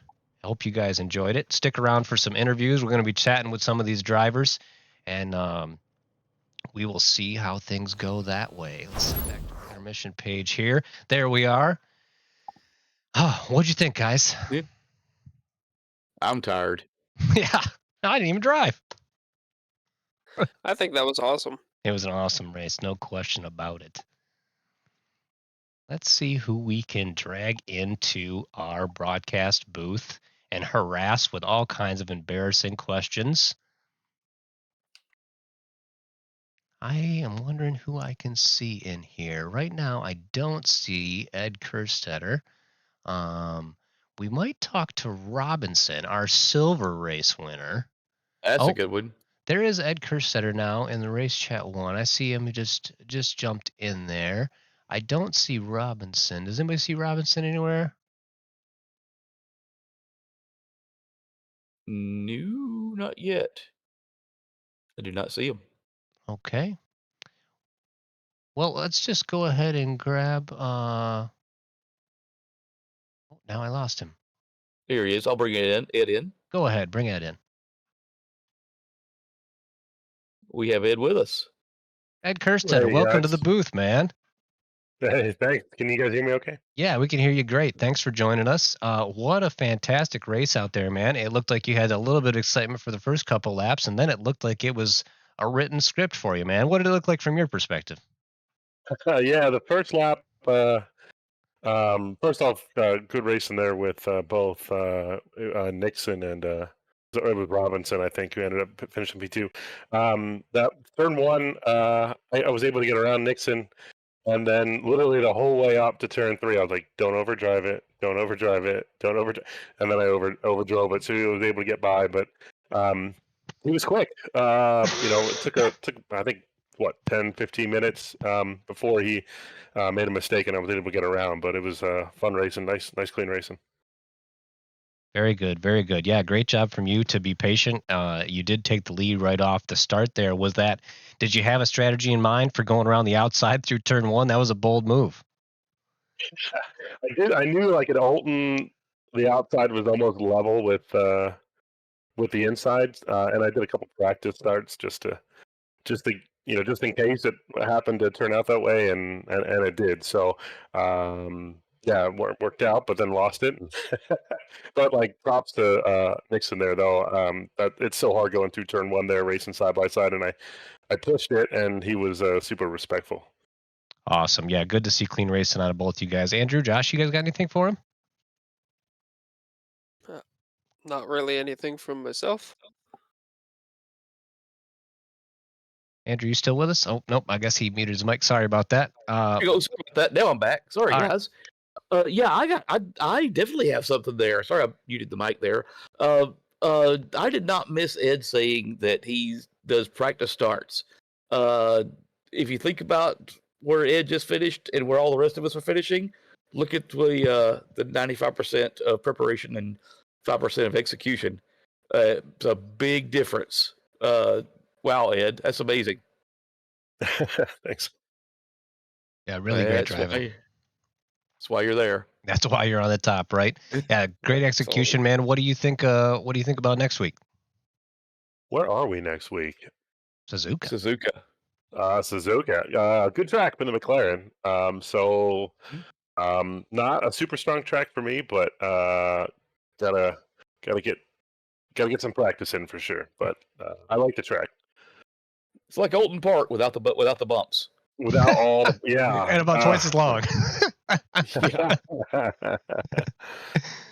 Well, great race tonight, man. Congrats on a win. Second place last week. You're going to be looking pretty strong in the points. So good start to the season for you. Yeah, thanks. Hopefully I can keep the momentum up. We'll see. We'll see, man. The season will tell. We'll let you back to the race chat. Enjoy your evening. Thanks. You too. See you. Let's see. Do you see any of our other podium finishers? I do not. lost the results here. Does anybody have the results up yet? I've lost them as well. But I do not see our. I don't see our top finishers still in the chat. Yeah.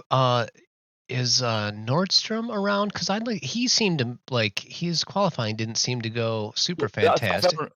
I found Robinson. He's in the chat. All right, let's grab him in. He's our silver class winner. Here he comes. All right, Travis Robinson, you're in the booth with us. Can you hear us? Oh, shoot, I'm getting echo. Hey, how's it going? Hey, sorry about that. Didn't mean to scare you, but glad you could join us here. Seemed like you had a really great race out there. Qualifying went really well. You were darn near on the front row until right at the last minute there. How did it look from your perspective? I'm pretty shook that I put in that quali lap. It was a PB by about half a tenth or so, and I went full beans on it, just full sent, and I knew that, like, I don't know, I knew that I had the pace here. I did not think that I was going to execute that though, so pretty pleased with the quali results. Yeah, nice job, man. You earned that sweat logo next to your name tonight, and that was a fantastic qualifying lap. We were blown away in the booth when we saw. We're like, what? A silver driver's putting in that kind of time? Wow. We'll just wait to see what the gold drivers do, and then they came, and your lap was standing up there for a long time. So great job on that, man. And then you held up through the race pretty well. How did the race perspective go for you? Probably as good as I could have asked for. I I did not think I was gonna pull away with a P2 overall and P1 silver. Usually when Jeffries puts me as the race winner, I end up having a horrible race and DNF by lap 1. So pretty stoked on that. Yeah, I actually don't think I have ever been on the podium in D1 before, like overall podium. Maybe back in season 0 when it was ZRL, but yeah, I really was not expecting that. I'm super stoked. Everyone at the front of the field was super classy, and I decided to make an early pit stop to try and compete with Mr. Sir, who was in front of me, and luckily I came out ahead of him, and I'm glad I did, because I do not think I could have made a single pass on this track without someone making a mistake in front. So glad it worked out. Yeah, very much. This is a track that you have to capitalize on other mistakes for sure. It's a very difficult track to pass on. You said it. Great use of the pit stop strategy. What did you think? What was your thoughts on that pit stop strategy forcing you to take tires? That's actually what we used to do back in like season 1. So I was kind of used to it. I knew that there's like a 10-minute window where you can go in early and you're still going to be okay at the end, and you can go in late and you can be rapid as heck out of the pits. So today I went with going in early, and it worked out, and I don't mind it. I think I would actually prefer it to be a timed pit stop, so a 25-second or something like that, and it's your choice if you want to hang on for the extra 5 to put tires on. But I'm sure the admin are in the works with other ideas, so looking forward to seeing what's to come. Awesome, man. Awesome. Andrew, you got anything? Josh, you got anything? A heck of a run. I would challenge to say there are no silver drivers that raced in that race tonight. That looked like a whole bunch of gold drivers to me. Yeah, I think D1, I mean, qualifying was separated by like a second or something like that. It's insanity. No matter who you're up against, even when you're on the grid in formation, you're looking around to see who you can potentially take advantage of. And I couldn't name anyone in D1. It's so tough. Everyone drives so well. Yeah, just an absolute blast out there. Thanks, man. Yeah, it was great to watch. I'll tell you what, like we need, Andrew's over there with 5 monitors. I'm over here with 4. I don't know how many Josh has, but even with all those screens, we could not keep up with the amount of action on the screen. It was incredible to watch you guys tonight. So thanks for an entertaining race. Great job from your part. What's your thoughts on Suzuka next week? Another Lambo track, so we'll see how it goes. I personally love Suzuka, but I don't drive it too often in the GT3s, so gotta brush up on that, and yeah, hopefully I can pull it in another decent race. Keep the good times rolling. Hey, great stuff. Really great. Thanks for joining us this evening, Travis. We'll let you get back into your driver's meeting there, but it was a fantastic race, and congrats again on a podium finish. Yeah, thanks so much, guys. Hopefully I see you again soon. Ciao. See ya. Well done. Hey, great stuff. All right. The next person I see is Jordan Nixon. I was going to try to grab Nordstrom or Barrera, but I see Nixon. He's our 3rd place finisher. Andrew, you got him, or you want me to grab him? I got him. Here he comes. I think we've got Jordan in the booth for a great race. Hey, how's it going, guys? Hey, Jordan. Thanks for joining us in the booth, man. Fantastic race out there. Podium finish. It seemed like you just kind of held your own out there. What was the race from your perspective? Just don't die, because I haven't been in the booth in 3 seasons. Well, you did it, man. You made it. You can't say that anymore. Well, after last week, I had a poor quality last week, and my race pace was really good, so I reversed it this week. I did nothing but practice qualifying, so my race pace was a little off Kristetter and Robinson, but No, so you can pretty much just sit there and drive your line. Not like you think. We were watching, especially during your undercut to Ed's overcut, and y'all ran the same speeds for a good bit of that. And so I think Dudley mentioned it was about a 50-second pit delta, and the whole time Ed stayed out, you were about 54 or 55 seconds behind him. And anyway, he said when he came out, I think you and Mr. Sir, I believe, were the two. It might have been Robinson, but y'all slipped in a second behind him.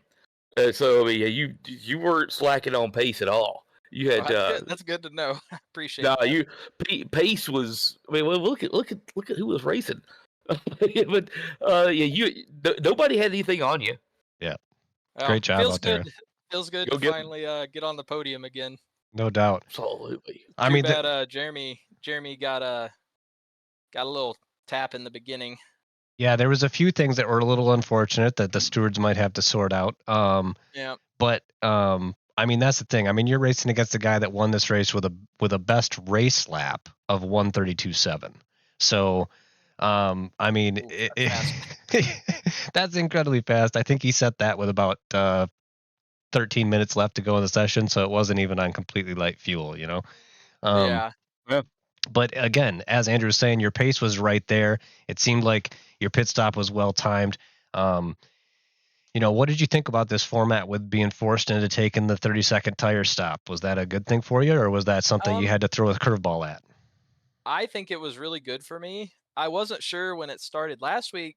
The BMW felt really good on tires the entire race, so I kind of thought, the tire stop might take away from, it being good on tires, but man, after 30 minutes, my pace really dropped off. Like if Barrera had another couple laps, I think he was going to catch me. So, he was flying. He was fast. He was. He found another gear with about 15 minutes to go. He was getting chased around pretty bad, and he left everybody in the dust. So he had another gear. Yeah, he didn't miss anything. He pushed Mr. Sir into a mistake and got around him as well. Yeah, I kept watching that delta. So toward the end, I was really trying to watch after my left side tires. Pressure loss is a big thing here. Definitely. With about 10 minutes left, my left rear was at about 26.1. Yeah. So It's about where I mine had ends up to too. I had to Hey, quit taking the curb, so I was losing, about 2/10 just in the first chicane. Yep. And I wanted to save a little bit of tire in case somebody caught me so I could start hitting it again if Yeah. I needed some now, pace. how do you feel about overinflating just a little bit at the beginning of I a did. tire run?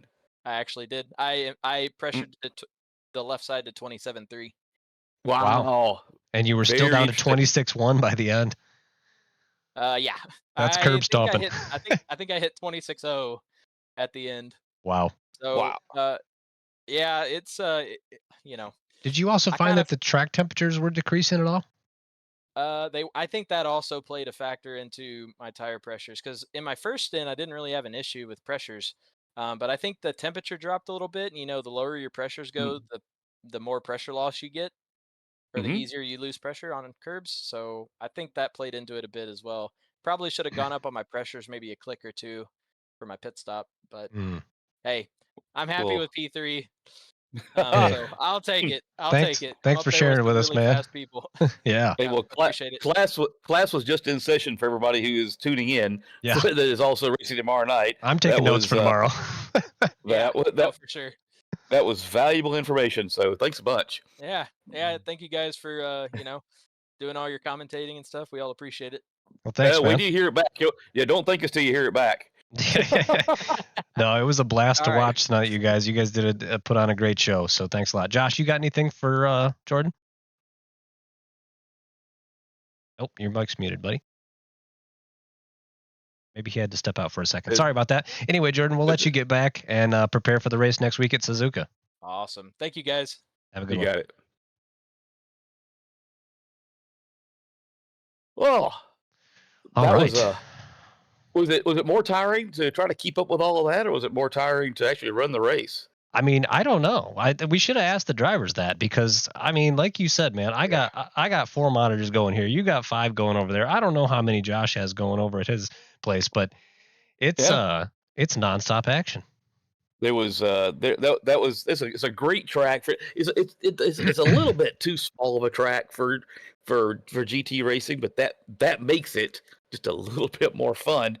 And yeah, it was like jet fighters in a gymnasium tonight, and there was no way we was going to catch up with all of that. We hope we caught half of it, and if you're watching and we didn't catch your driver, it was all over the place. Absolutely. So yikes. Yikes. So I had more fun than everybody else. So sorry, everybody. Yeah, sorry about you guys that had to race tonight. We had fun in the broadcasting booth. Thanks for joining us in the chat tonight. Thanks for watching the stream. We couldn't do it without guys to watch it, and we're privileged to be able to do it.